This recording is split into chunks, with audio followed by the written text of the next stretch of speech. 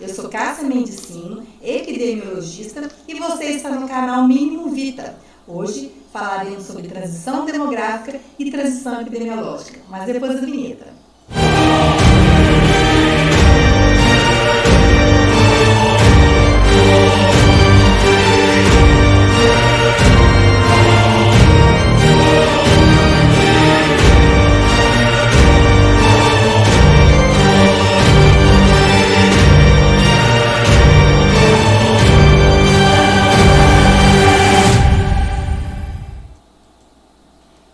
Bom, gente, a palavra transição nos dá uma ideia de mudança, passar lentamente de um estado para o outro. Então, para essa aula, nós vamos tratar especificamente de transição demográfica e transição epidemiológica, porque elas estão muito interligadas. Então, vamos lá? Bom, quando nos referimos à transição demográfica, em saúde pública, nós estamos pensando em mudanças que ocorrem naturalmente na população ao longo do tempo. Na epidemiologia, focamos principalmente as transições demográficas, que nos diz respeito ao crescimento populacional e as mudanças nas proporções das faixas etárias. E quando referimos à transição epidemiológica, já estamos falando de mudanças de comportamento, tendo como consequência a ocorrência de diversos fenômenos. Mas aqui vamos focar nas mudanças que implicam nas ocorrências de doenças. Ok, mas antes de entrar na aula propriamente dita, precisamos voltar nos primórdios da civilização e resgatar alguns principais acontecimentos da história da humanidade, nos últimos mais ou menos 200 mil anos, que implicaram diretamente nas transições demográficas e epidemiológicas.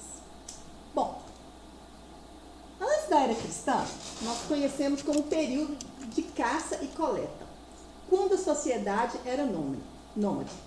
Esse padrão de vida fazia com que as populações não fixavam residência, permanecendo em uma determinada área enquanto tivesse alimento. Caminhar com crianças era muito difícil, então as mulheres, crianças e idosos eram deixados para trás e serviam de alimento para predadores. Por isso, a natalidade era baixa e ainda com esse ambiente hostil, fazia com que a mortalidade também fosse muito alta. Assim, o crescimento populacional foi muito lento e precisou de mais ou menos 200 mil anos para a população chegar aproximadamente a 100 milhões de habitantes. Bom, com o domínio das técnicas agrícolas e a domesticação de animais para o consumo e para o trabalho, entramos no período da sociedade agrícola, quando o homem fixou residência e em lugares que ele considerava mais propícios para viver. Originou-se a partir daí as primeiras sociedades e as taxas de natalidade começaram a subir, sendo que no ano 1 depois de Cristo chegou a aproximadamente 30 milhões de habitantes no mundo. Daí as sociedades agrícolas, elas pularam para as sociedades feudais. Esse sistema feudal tornava a vida no feudo meio que autossuficiente e, de certa forma, limitando o movimento populacional e, assim, a transmissão de doenças. Foram tempos sem guerras e sem fomes ou epidemias e a população continuou crescendo, lentamente. Bom, já no século X surgiram as primeiras cruzadas. Cruzadas eram exércitos formados por cristãos com o objetivo de reconquistar as terras sagradas. E como todo movimento populacional, uma das principais consequências é a disseminação de doenças. Bom, e ainda essas doenças encontravam cidades muito povoadas, com becos mal iluminados, excrementos jogados pelas janelas. E tanto que foi no século XIII que a Europa enfrentou sua primeira grande fome e sua primeira grande epidemia, onde a peste bubônica matou aproximadamente, fazendo bagunça, aproximadamente um terço da população europeia. Essa epidemia durou quase 400 anos. Bom, mas aí no século XV já foi marcado pela expansão do conhecimento, as descobertas científicas, o que contribuiu, né, para reduzir a ocorrência das epidemias.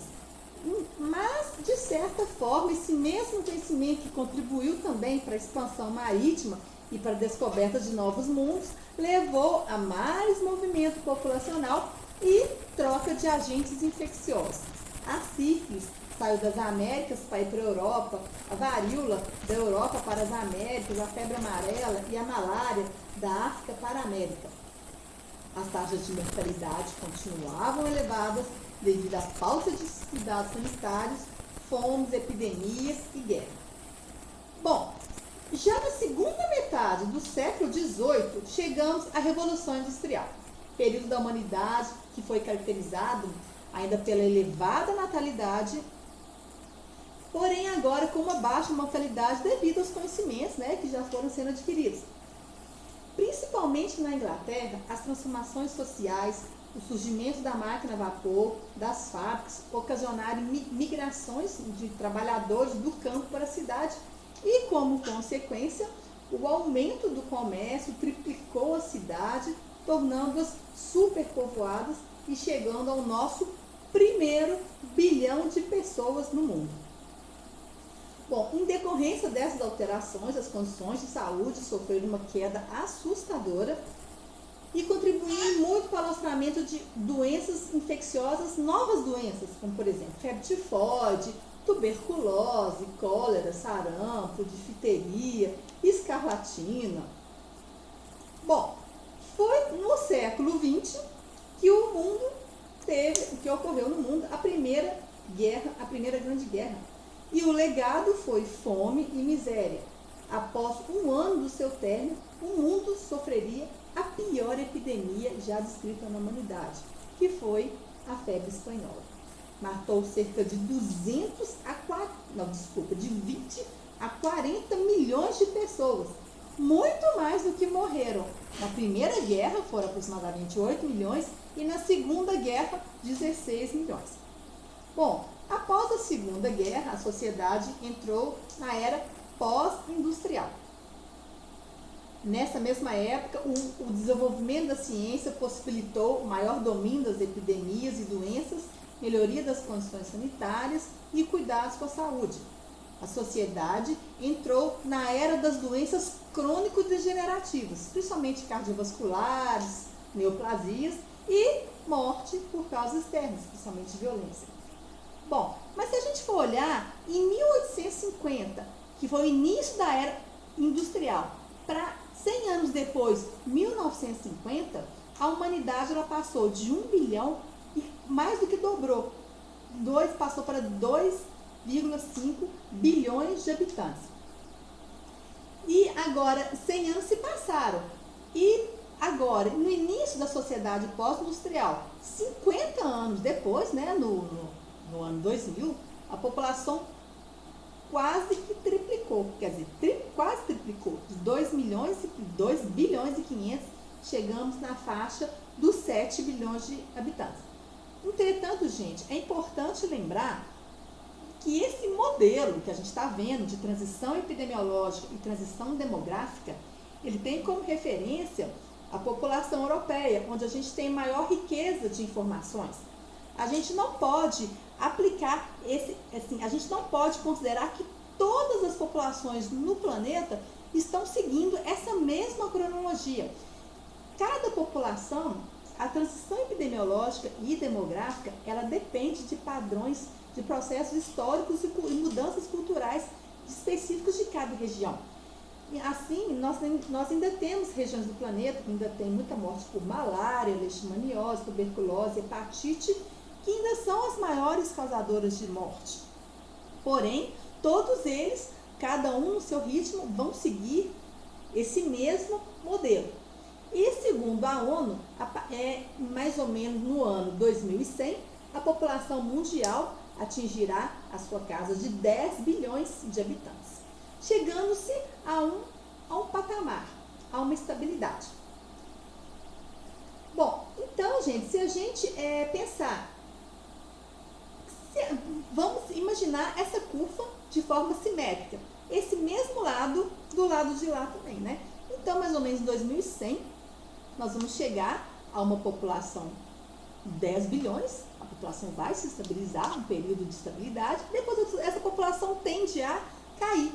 Então, se a gente for estimar mais ou menos que o outro lado vai ter mais ou menos esse mesmo tempo, então a gente vai ter o quê? 2.000 anos, 2.100 anos, com mais 200 mil anos para cá, né?